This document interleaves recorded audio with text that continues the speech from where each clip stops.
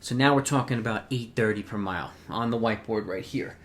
8:30 per mile, as you translate up to the marathon, is about 3:43. So now we're, significantly under 4 hours, kind of trending towards the next major milestone, which is probably 3:30, depending on, who you are, where your running is, where your athletes are running, and so on.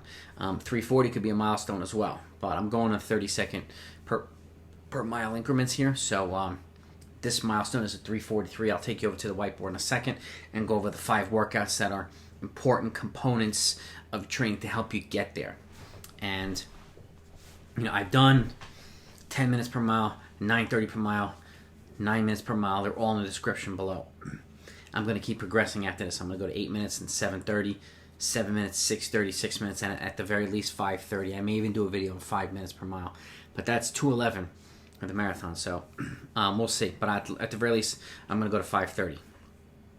And every 2 videos, the workouts are going to be a little bit different. You're going to have a new variety. You'll see a progression from one to the next, okay? And where certain things get longer, you get more experience, and so on and so forth. So whether you're a coach or an athlete, you'll be able to pick up on this progression, okay? And if you watch the videos and watch them from beginning to end, I kind of go over everything, I explain things, you'll have a better understanding on why these are important, as well as you'll see fully detailed training programs for the marathon in the description as well. If you look now, this is sub 4. After this video, when I go to 8 minutes, which is 3:30, I'm also going to put out a fully detailed sub 3:30 training plan. So you see exactly where you can incorporate these things within the training plan, and you see kind of the method behind the madness. And watch those videos if you do watch them from beginning to end, because I explain everything. So you know exactly why you're going from one training cycle to the next, so that you're hitting the marathon while you're still in the upswing. Very important, okay? So with that, let's get over here now. I'm going to take you over here. And by the way, if it's your first time to the channel, welcome to the channel. For my regulars, thanks so much for your support. Hope you continue watching, because I have a lot more stuff coming, okay?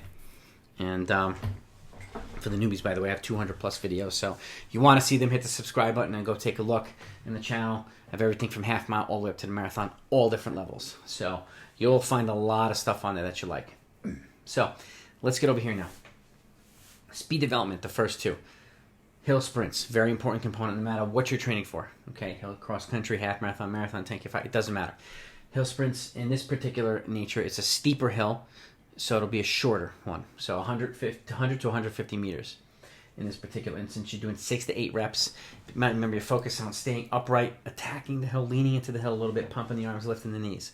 Okay, if you can find a hill that's a little bit of a softer surface, that's fantastic, like a dirt trail or something like that, or grass, that's good. But these are great ways of building leg strength and power, increasing your leg speed over time, making you more efficient on the flats, and at the same time giving you a chance to accelerate in a bit more forgiving manner with the uphills. It's not as stressful on the joints as the flat running or the downhill running. So yet it serves a significant benefit. So I encourage you to do it either way. So that's the first one. 100 to 150 hill sprints, attacking them hard, walk down or jog down, get a full recovery, 6 to 8 reps. And again, you can do this as a workout, so you can sandwich in between a warm-up and a cool-down, or just do it after a short run. Same applies, the same principle applies in a workout or after a run for the flat sprints. And in this case, it's 150 to 200 meter flat sprints, also 6 to 8 reps.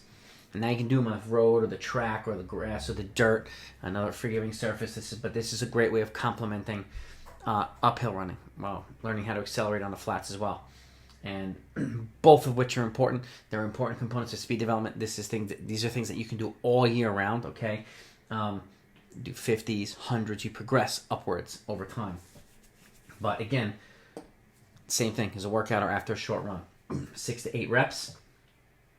You can even do these after a tempo run, after threshold reps, or whatever it is, as a way of simulating turnover at the end when you're already fatigued. This is another great way of doing it. You'll see that in a lot of my training programs as well, no matter what you're training for.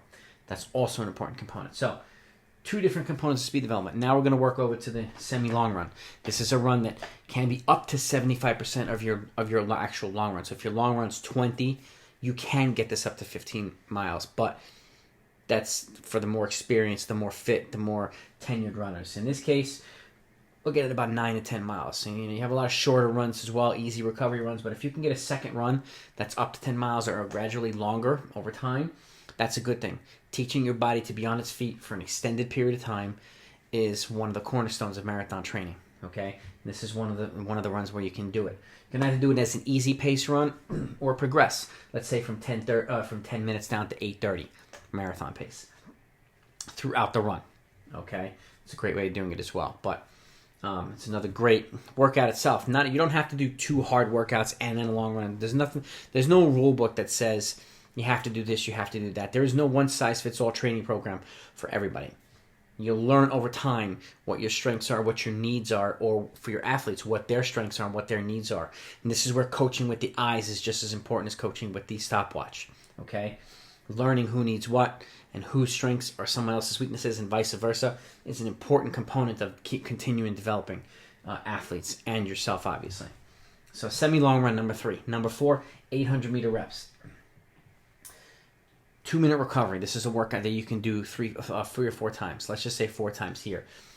And I say this, if you're in a 20-week program, you do it every 4 weeks. If you're giving yourself 16 weeks to train, you do it every 3. If you're giving yourself 12 weeks, you do it every 2 weeks. First time you do it, you do 4 times in 800. Okay? The way to remember this is whatever the marathon pace is, 343, is where you start your 800-meter reps. Okay? It's not the same pace, obviously. Okay, this is 830 pace. Add this up, this is 726. So it's different, but it calculates out appropriately. So you start at 4 reps at 343, you work down to 340, which is more closer to 5K pace. Okay, then 2 or 3 or 4 weeks later, you do it 6 reps. And then a couple weeks later, you do 8 reps. And then finally, you do 10 reps. You build over time. And it's just a way of increasing volume at the specific pace instead of doing a workout repeatedly and trying to run it faster and faster and faster. Both ways work, but this is a good way, particularly in the marathon, building into paces. Okay, so that's workout number 4. This will grow over time too. It becomes thousands, it becomes 1200s, it becomes mile repeats. So if you continue watching this marathon series, you'll actually see the progression going forward, because these reps will change. Okay, and then last but not least, obviously, is the actual long run. Okay, one of the important things I always say, emphasize, is simulate as much as you can. If your marathon course is hilly, it's a good idea to do a lot of your long runs over rolling hills. Okay, it helps to simulate the course. Okay, but it also helps to build a good foundation of strength, even if you're running on a flat course. Either way, okay, and if you can get on a softer surface with this particular run, that's a really, really good thing. Okay, the more forgiving your long runs are, the better off you'll be, and it can obviously account for adequate recovery after a long run. There's no rule, again, that says you do a long run on Sunday, you have to do a workout Tuesday and Thursday. No. Okay, particularly if it's a long run that some people require 4 easy days after a long run. It's okay. Okay, particularly here, the long run is one of the most important components, and it always is, but it's the most significant kind of indicator at this level of progress. So, and this will help workouts become more manageable. It'll help speed development. You're building speed through strength, okay? But then the speed will develop more effective and more efficient stride pattern, which in turn will benefit you in the long run and longer races and stuff where fatigue comes into play. And the more efficient you are, the better you're going to be at conserving energy, and that's the name of the game when it comes to the marathon, okay? Maintaining pace, or trying to, for as long as you possibly can, with minimizing the deceleration component, slowing down less than everybody else. Okay, so again, we're building towards 20 miles at this point. Okay, about 3 to 4 weeks out from the race, and so let's say, if you're doing 20 miles twice, depending on where you're at, you do one about 4 weeks out, and then you do one about 6 or 7 weeks out. If you can get up to it once, that's totally fine as well. It depends on how long you're giving yourself to train. But if you can build towards 20, that's a good thing. You need to know what it feels like to be at the 20-mile mark at goal race pace. And then keep going, because that's when generally the grizzly bear can jump on people's backs. So it's important to know. So that's one thing to remember. The other thing is that, you can do, there's a couple of ways you can do it. You can do a marathon a long run and incorporate speed development in it. You can incorporate these flat sprints within the marathon, teach you to accelerate once every 2 miles or whatever it is. You can do that as well. Or you can do a progression from 10 minutes to 8:30, so 90 seconds slower per mile than goal pace, and you work your way over time towards goal marathon pace. Okay, And that way you know what it feels like being at marathon pace at the end of the long run and not the beginning of it. Okay? It'll help simulate knowing what it feels like to be at that pace in the latter parts of a run or a race. Okay? Or you can do it at 90 to 95%, which in this case is 9:45 to 9:15 per mile. It's still a good solid long run, but now it's 75 seconds to 45 seconds slower per mile than marathon pace. Okay? It's also, again, like I said, a good solid long run. And like I said before, you're simulating the course, okay? So these are the meat and potatoes. There's other ingredients, obviously, in the training. And again, take a look at the training program so you can see the other things that I plug in there, different workouts, when to do it, how often to do it. And again, there's always an individualized component. So if you're a coach, setting out the training what's in a way that's best for your athletes is obviously of utmost importance.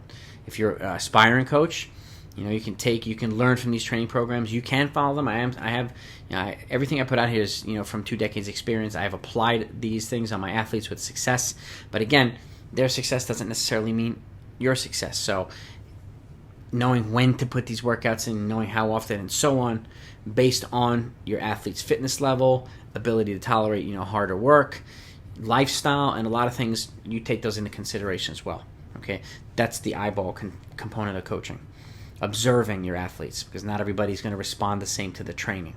Okay, so hope you enjoyed this. If you found it helpful, hit the thumbs up. And again, please share this with other athletes and coaches. I want to share this with as many folks in the running community as possible. And the sport was really good to me. I want to try to help out as many folks as I can. So, and again, hit the subscribe button if you haven't. It's really helpful to the channel's growth. Lets other people know that it exists. And the more people subscribe, the more I can continue putting out free videos, and I want to continue doing that. But so I appreciate your support either way. But thanks so much for watching. Be on the lookout, because the next one we're going to go to 8 minutes per mile, 3:30 for the marathon. Talk to you then.